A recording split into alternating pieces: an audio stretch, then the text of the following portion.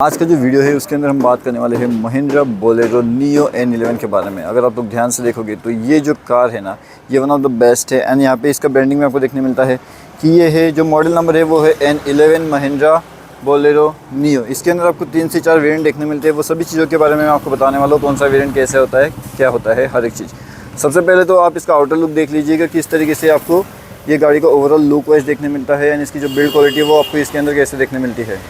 Tyres की अगर मैं बात करूँ तो इसके अंदर आपको C8 के टायर्स देखने मिलते हैं जो कि 16 इंचेस के अलॉय व्हील्स होते हैं।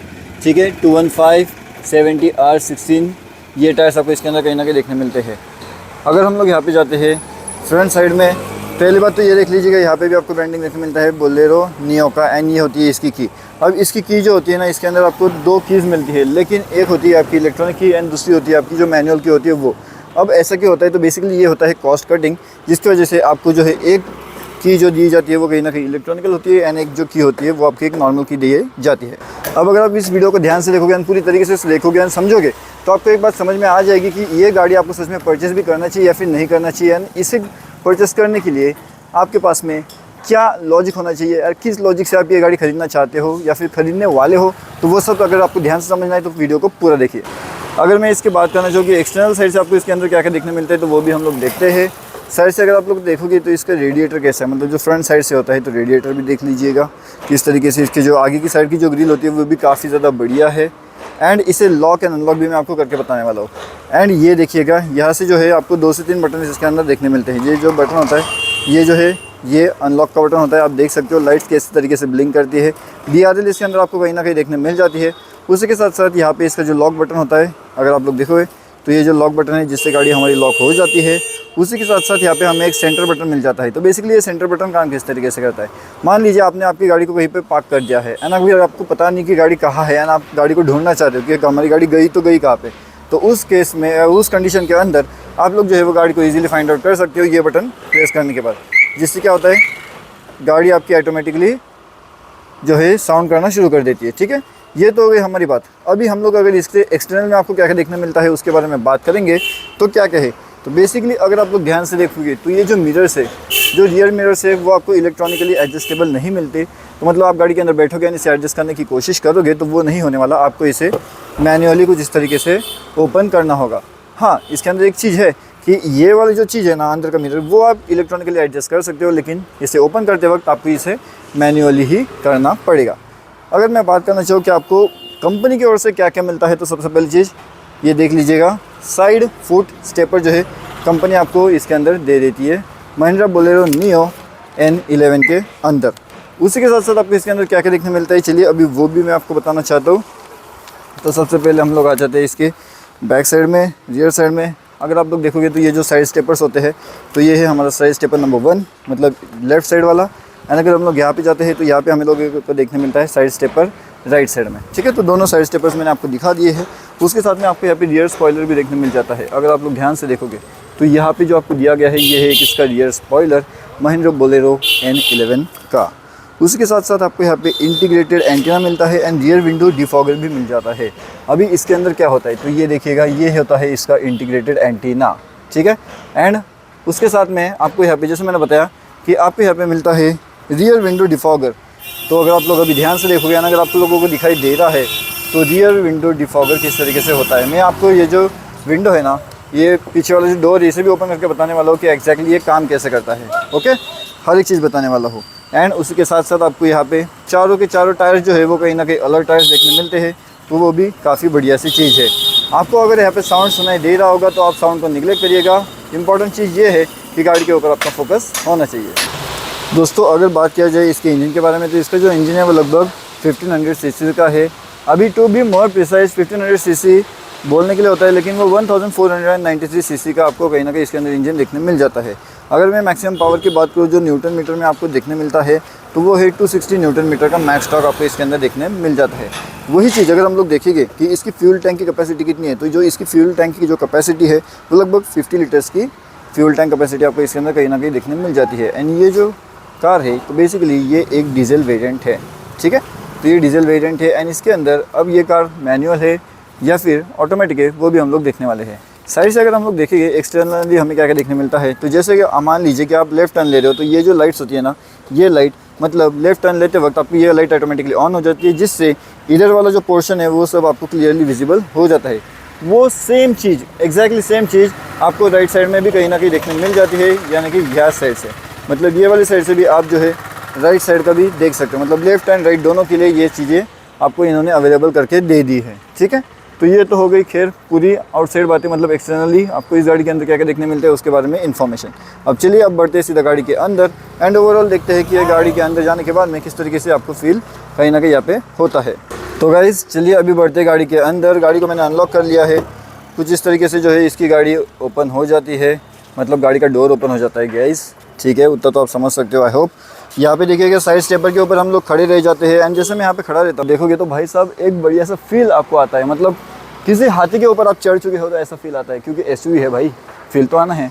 अब हम लोग जो है ना वो आ चुके हैं गाड़ी के अंदर। गाड़ी के अंदर आने के बाद मैं आपको यहाँ पे क्या क्या देखने मिलता है। सबसे पहले चीज़ तो मैं आपको हर एक चीज़ यहाँ पे बताने वाला हूँ, इंटरनली भी क्या क्या होती है। जैसे ये आपको इलेक्ट्रॉनिकली एडजस्टेबल नहीं मिलता, बाहर से आपको जा करके इसे ओपन करना पड़ता है, ये सबसे पहली एंड सबसे इंपॉर्टेंट चीज़।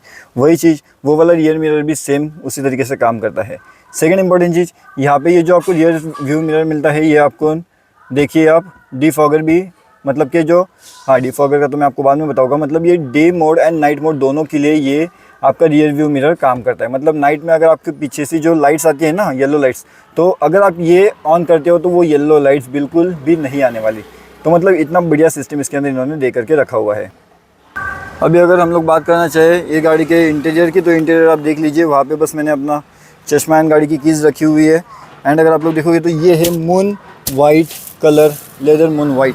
ये one of the best colours है, मतलब ये ज़्यादा अवेलेबल होता नहीं है, लेकिन ये इन्होंने एक न्यू कलर जो है इंट्रोड्यूस कर दिया गया है इसकी ओर से।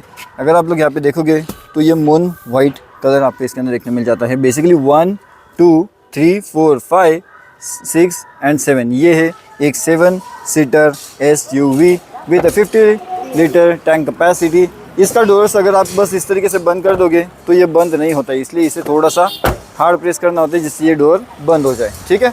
उसी तरीके से अगर आप लोग देखोगे तो ये हम लोग जो है इसका पीछे वाला डोर ओपन कर देते हैं। जैसे हम लोग यहाँ पे इसका रिवर डोर जो है वो ओपन करते हैं। जैसे मैं आपको बता रहा था डिफॉगर्स, तो ये डिफॉगर्स की जो लाइन्स होती है दोस्तों, ठीक है, ये डिफॉगर की जो कनेक्शन दिए गए हैं ना इनकी ओर से, वो सीधा इसके अंदर इंटीग्रेटेड है, तो जिससे इसके डिफॉगर के ऊपर कोई भी छेड़खानी आपको यहाँ पे कोई करता हुआ नज़र नहीं आएगा, ठीक है। अगर आप लोग डिफॉगर की लाइंस देख सकते हो तो उसके बाद में ये देख लीजिएगा रियर बूट कैपेसिटी कितनी होती है, तो लगभग 328 लीटर्स के आसपास की जो है बूट कैपेसिटी इसके अंदर हमें देखने मिल जाती है। ये सीट कुछ इस तरीके से आप ऊपर कर सकते हो एंड अगर आपको चाहिए तो आप इसे नीचे भी कर सकते हो, तो इस तरीके से यहाँ पे 2 लोग आराम से बैठ सकते हैं। अब मैं आपको यहाँ पे बैठ करके भी दिखाऊंगा कि मैं किस तरीके से यहाँ पे बैठ सकता हूँ। अगेन आपको यहाँ पे बैठने के लिए जो है कुछ इस तरीके से चीज़ें मिलती है एंड आप डोर को इस तरीके से क्लोज कर सकते हो एंड आप मुझे भी देख सकते हो कि मैं किस तरीके से यहाँ पे लग रहा हूँ। मेरी हाइट जो है 5 फीट 11 इंचेस है एंड मैं पूरा तरीके से ऊपर जो है वो टच हो चुका हूँ एंड आप नीचे की ओर भी देख सकते हो। तो भाई हाँ, अगर आप 5'11" है तो आपके लिए थोड़ा सा दिक्कत वाली बात यहाँ पे डेफिनेटली हो सकती है। तो छोटे हाइट जिसकी है उसके लिए काफ़ी कंफर्टेबल होने वाली है, बड़े हाइट वाले के लिए नहीं, ठीक है। ये हो गई इंपॉर्टेंट चीज़। चलिए अभी आगे बढ़ते हैं एंड देखते हैं कि भाई साहब आगे क्या क्या हमें देखने मिलता है। तो इस डोर को हम लोग यहाँ पे लॉक कर देते हैं एंड चलते हैं आगे। एंड अभी आगे आने के बाद में ये सेंटर पोजीशन वाली जो सीट्स है उसके अंदर भी मैं आपको बैठ करके बताता हूँ, ठीक है, क्योंकि मेरा काम तो ये है कि भाई दोनों साइड से मुझे आपको सब चीज़ें दिखानी है, ठीक है। तो ये आ चुके हैं अभी हम लोग सेंटर वाले सीट पे एंड यहाँ पे मैं काफ़ी ज़्यादा कंफर्टेबल हूँ। आप वो देख भी सकते हो कि भाई 5'11" हूँ एंड काफ़ी ज़्यादा कंफर्टेबल हूँ। मेरे पैर के आगे भी काफ़ी ज़्यादा जगह है, ठीक है, एंड ये साइड में भी काफ़ी बढ़िया सी जगह है। अभी हम लोग यहाँ पे बात करते हैं कि फीचर्स की हमें क्या क्या देखने मिलते हैं। तो आपको ये देखिए कि रियर में भी स्पीकर्स देखने मिल जाते हैं एंड फ्रंट साइड डोर में भी आपको कहीं ना कहीं स्पीकर्स यहाँ पे देखने मिल जाते हैं। इंपॉर्टेंट चीज़, रियर में भी आपको पावर विंडो का ऑप्शन यहाँ पे कहीं ना कहीं देखने मिल जाता है, तो ये सबसे इंपॉर्टेंट चीज़ है। एंड फ्रंट साइड में भी आपको पावर विंडो देखने मिलती है।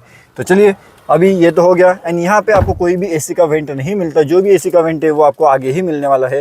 एंड उसके साथ में यहाँ पे आपको जो है लाइट्स देखने मिल जाते हैं, मतलब कि जो हमारे इंटरनल लाइट्स होते हैं तो वो अभी इसे हमने डोर के ऊपर सेट करके रखा हुआ है, इसलिए ये अभी ऑन हो रहे हैं, ठीक है। तो चलिए अभी हम लोग बढ़ते हैं आगे की ओर एंड आपको दिखाते हैं कि आगे की ओर किस तरीके से ये काम होता है एंड इसके फीचर्स हमें आगे क्या क्या देखने मिल जाते हैं। तो ये लीजिए हम लोग आ चुके हैं इसके अंदर एंड ये डोर अभी तक लॉक नहीं हुआ है, तो इसे थोड़ा सा हमें हार्ड पुश करना पड़ता है जिससे ये लॉक हो जाए, ठीक है।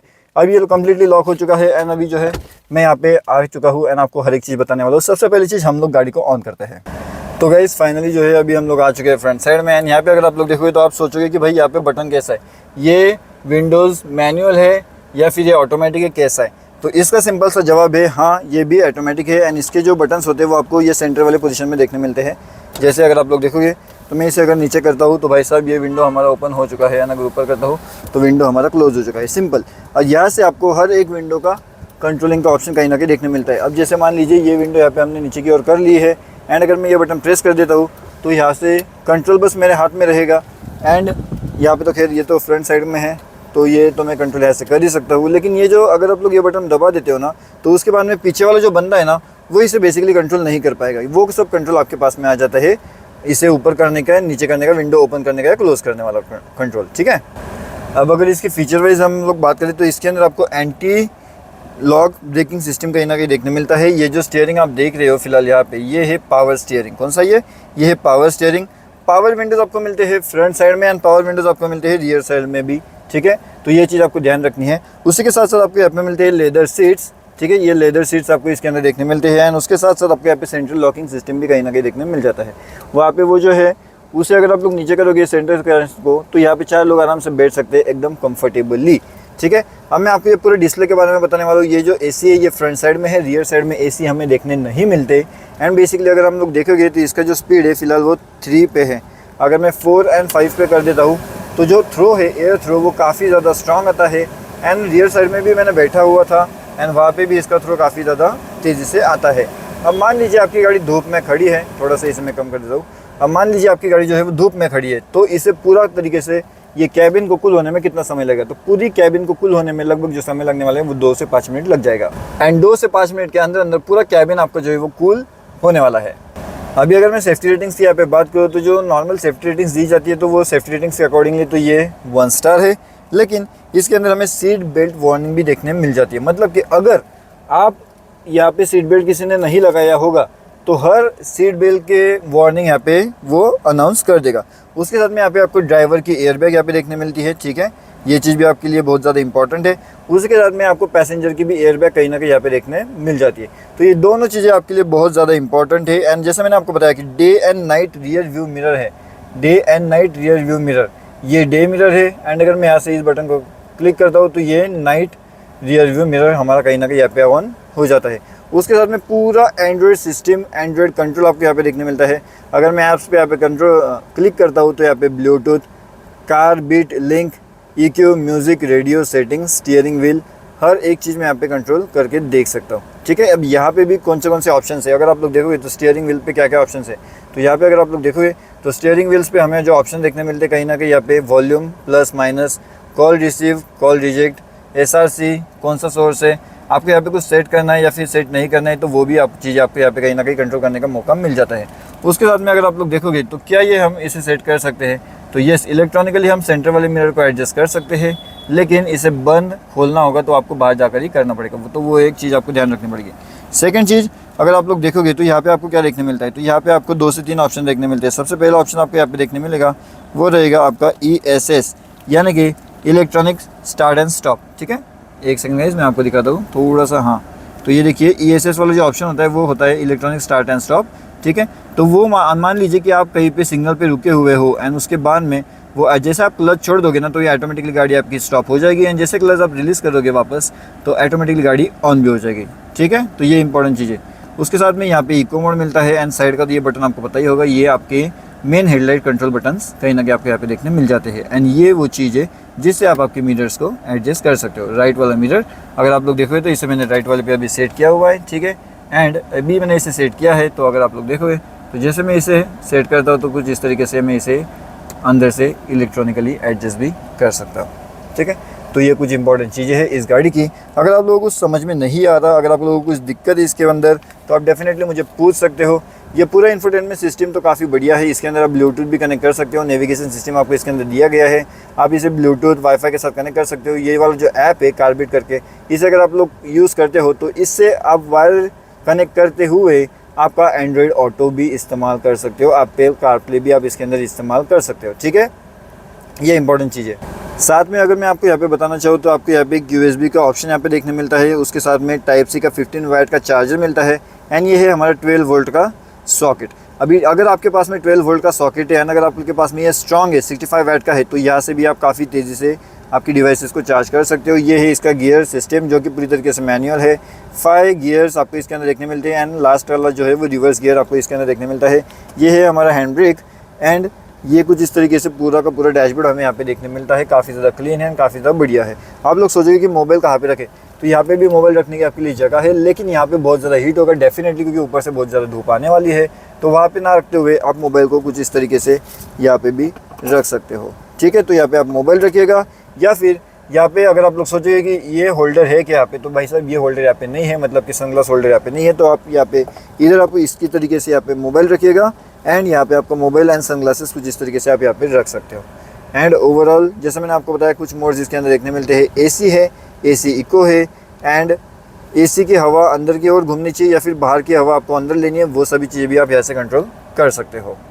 एंड फाइनल वर्डिक्ट, ये इंजन काफ़ी ज़्यादा स्मूथ एंड काफ़ी ज़्यादा स्लोली एंड मस्त तरीके से काम करता है। एंड अगर आप लोगों को ये गाड़ी खरीदना है, परचेस करना है, तो आप डेफिनेटली इसके बारे में परचेसिंग कर सकते हो। एंड इसकी जो राइड टेस्ट है वो काफ़ी ज़्यादा ज़बरदस्त है, वो अगले वीडियोज़ में मैं आपको डेफिनेटली बताने वाला हूँ। तो दोस्तों आप मुझे नीचे कमेंट करके बताइएगा कि आपको ये वीडियो कैसा लगता है एंड आपको इसके बारे में और क्या जानना है इस गाड़ी के बारे में। Mahindra Bolero neo N11, one of the best under 1500 chassis. And इसका जो माइलेज की अगर मैं बात करूँ तो इन सिटी आपको 12 to 14 के आसपास आपको माइलेज मिल सकता है अगर आप काफ़ी ज़्यादा स्लो चल रहे हो। लेकिन अगर आप लोग हाईवे पे चल रहे हो तो 20 से लेकर के 21 के बीच में आपको माइलेज मिल सकता है, अगर आप लोग एवरेज कंसिस्टेंसी मेंटेन करते हो तो। ठीक है, कंपनी के लिए तो थोड़ा ज़्यादा करती है, लेकिन हाँ इतना ही आपको मिलने वाला है, उससे ज़्यादा तो मिलना पॉसिबिलिटी नहीं होता, क्योंकि हम लोग कंटिन्यूसली उस स्पीड पे नहीं जाते। तो ये मेरा खुद का एक्सपीरियंस से मैं आपको बता रहा हूँ।